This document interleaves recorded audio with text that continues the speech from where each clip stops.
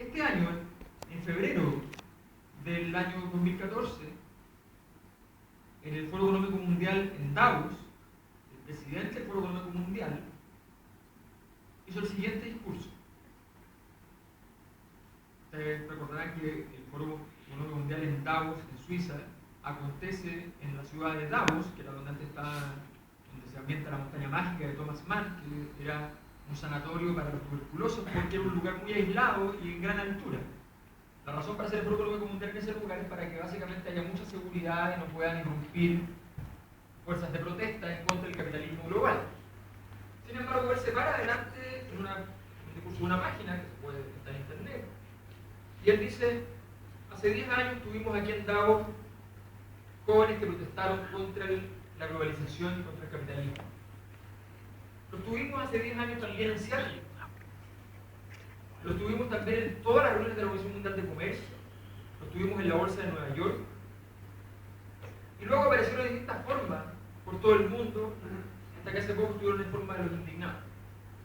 Nosotros dijimos que ellos decían cosas absurdas. Nosotros dijimos que ellos realmente era incomprensible lo que nos estaban diciendo cuando el país vivía, el mundo vivía la gloria del crecimiento económico y de la consolidación de una sociedad global en la cual la mayor parte de los intereses de los países podían competir con sus intereses. Sin embargo, dice, hoy, a 10 años de cuando comenzó ese ciclo, debemos reconocer que las advertencias que nos hicieron eran ciertas. Quienes protestaron hace 10 años acá tenían razón. El factor fundamental es que los desequilibrios hoy día a nivel mundial son insostenibles. Los gráficos normalmente son gráficos que uno los mira y dice, bueno, esto puede significar varias cosas. Hoy día los gráficos no pueden significar varias cosas, significan una sola. En el mundo no hay ahorro, en el mundo solo hay deuda, y lo que se vende en las bolsas ni siquiera son activos, sino que son pasivos. Se venden las deudas. Y se venden las deudas no de inversiones, sino que se venden las deudas de consumo. Por tanto, es algo que no va a producir renta futura, sino que se requiere el doble o el triple del trabajo de la gente para poder rescatar aquello. Naciones Unidas saca un informe, se conoce como el informe Stiglitz, redactado por Joseph Stiglitz, con otros 20 economistas, 4 de ellos premios Nobel, y dicen, entre otras cosas, página por página, una cosa que es mucho más revolucionaria que todo lo que hemos dicho en estos últimos años en Chile. Página por página dice cosas como: en el mundo no debe existir ningún banco que tenga un tamaño tal que haya que rescatarlo para salvar la economía cuando quiebre. Eso significa que al menos 3 o 4 bancos por país, siempre los principales, habría que cerrarlos. O sea, la magnitud del problema es muy grande. Por tanto, aquí hay un proceso global que es muy distinto al que nos enfrentábamos hace 40 años. Hace 40 años, efectivamente, lo decía el compañero anteriormente, Estados Unidos tenía que controlar el patio trasero como fuese. Y los golpes de Estado fueron el mecanismo más obvio y más sencillo. Eso está, entendamos que eso antes parecía como una hipótesis. Hace mucho tiempo está completamente reconocido, está acreditado, está en los documentos, e incluso yo les puedo contar que hace 12, 13 años, cada tanto me meto a páginas web extrañas, me metí a la página de la CIA. Lo que obviamente significó que mi computador estuviera trabajando mucho rato porque realmente registro, pero me meto a la página de la CIA y de repente decía actividades de la CIA en el extranjero. Pincho, ingreso. Y ingreso era un mapa de las actividades hechas por la CIA en el extranjero. Y hay un título que decía Santiago. Entonces me pongo sobre el punto que decía Santiago y se despliega un cuadro explicativo, ¿ya? Que decía golpe militar 1973. Y explicaba el rol de la CIA en el web. La página web de la CIA. O sea, no estamos hablando de hipótesis, de datos escondidos, de archivos desclasificados, nada de eso. Bueno, ¿cómo abordar este proceso? Uno de los grandes problemas por los cuales la izquierda en Chile se mantiene muy desunida es básicamente porque estamos permanentemente pensando desde el purismo. ¿Quién es más puro? quién le falla la pureza de ser de izquierda? Seguramente yo lo digo porque soy impuro, mi papá es de derecha, y qué sé yo, pero eso a mí siempre me ha llamado mucho la atención de que en el mundo en que yo me movía bastante por la carrera de sociología en la Chile, qué sé yo, y los sociólogos en general, eso era bastante intenso, ¿no? Y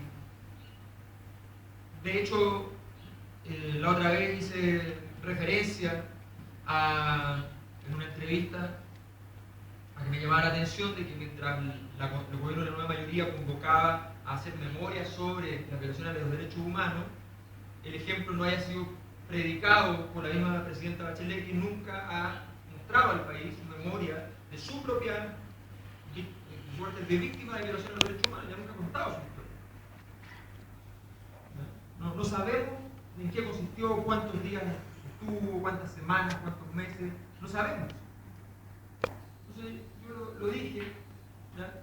Y me llegaron desde los grupos de derechos humanos cartas, qué sé yo, mandaron columnas de opinión, qué sé yo, diciendo que lo que yo hacía era equivalente a lo que mi padre había hecho manejando los medios de comunicación de la dictadura. ¿Qué cosa? El purismo. Este muchacho es impuro, por tanto, es obvio que se comporta como tal. Bueno, yo les quiero decir que mientras estemos clasificándonos todos de puros e impuros, es imposible que nos juntemos. La base fundamental de la izquierda es la agregación de intereses. Y la agregación de intereses por sobre incluso la frontera.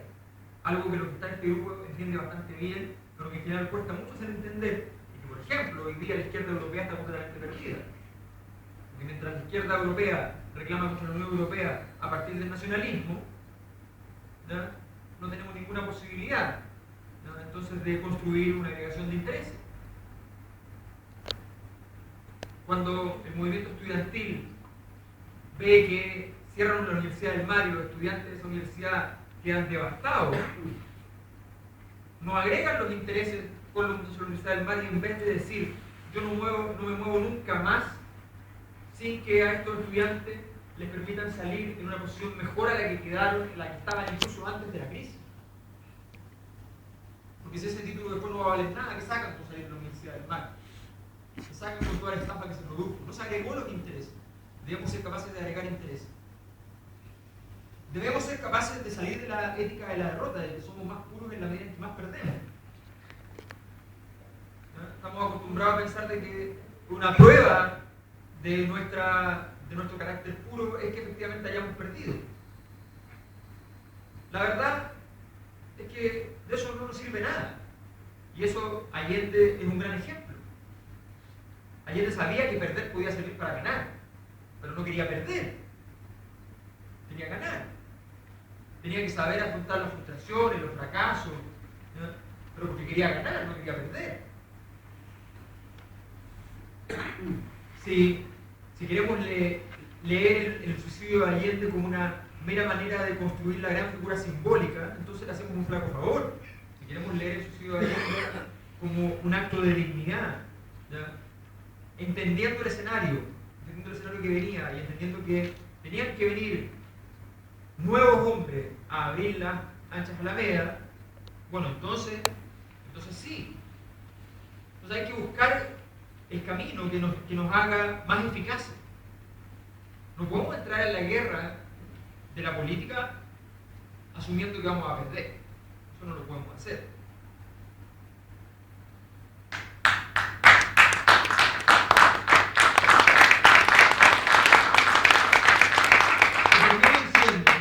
Que todos los espacios son espacios relevantes, todos. Eso la historia nos lo ha enseñado para bien y para mal. El Estado es una creación de la burguesía. Y sin embargo, la izquierda fue capaz de tomar el Estado y fue capaz de transformarlo en algo que hoy día la burguesía detesta.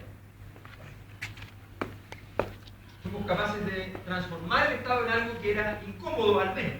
Muchas veces el Estado sigue siendo nuestro enemigo. Es verdad.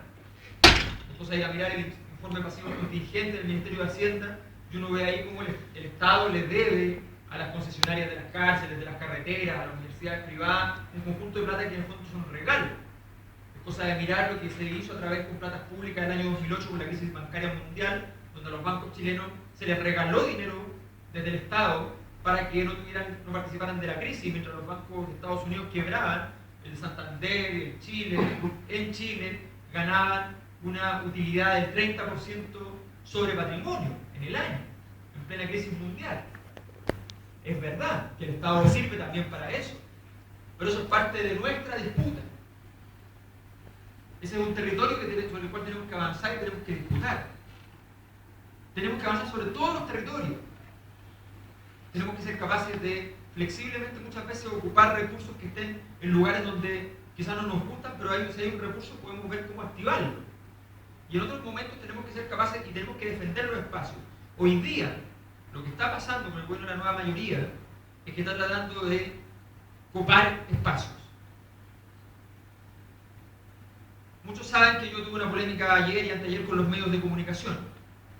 Yo lo que no he dicho es que es probable que esa confusión de los medios se haya producido explícitamente desde el gobierno.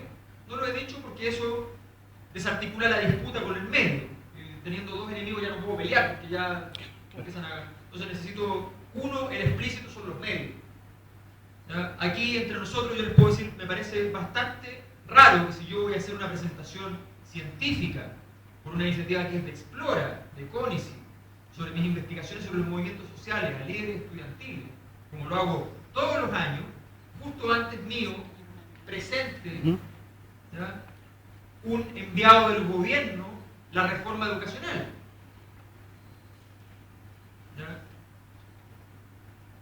Eso lo está haciendo Huenchumilla con el mundo mapuche, tratando de ocupar el espacio del mundo mapuche. Eso está haciendo Eizaguirre cuando se pone a pelear con Brunner, se pone a pelear con Beyer, para decir yo soy ustedes y yo estoy en el lugar de ustedes. Y tengo la impresión de que no estamos sabiendo defender esos espacios adecuadamente. Tenemos que buscar la manera, no solo en la intensidad, sino que en la estrategia. Hay que buscar muchas maneras para poder evitar que copen esos espacios. La pregunta no es cómo la Revolución Democrática colonizó el Ministerio de Educación, la pregunta es al revés. Cómo el gobierno colonizó a través de CRISP Revolución Democrática. Esas son las preguntas que debemos hacer. No debemos pisar el palito de creer que las preguntas son las que nos están instalando, porque hoy día el gobierno ha sido muy exitoso en instalar la agenda. ¿Ya? Y hay que tener mucho cuidado. Por tanto, yo creo que es muy importante que hoy día defendamos los espacios que hemos logrado ganar, logremos ir a conquistar los espacios que son de otros, ¿ya?, lograr tomarlos por encima. Todo templo se pone arriba de otro templo, así que es importante ir y tomárselo.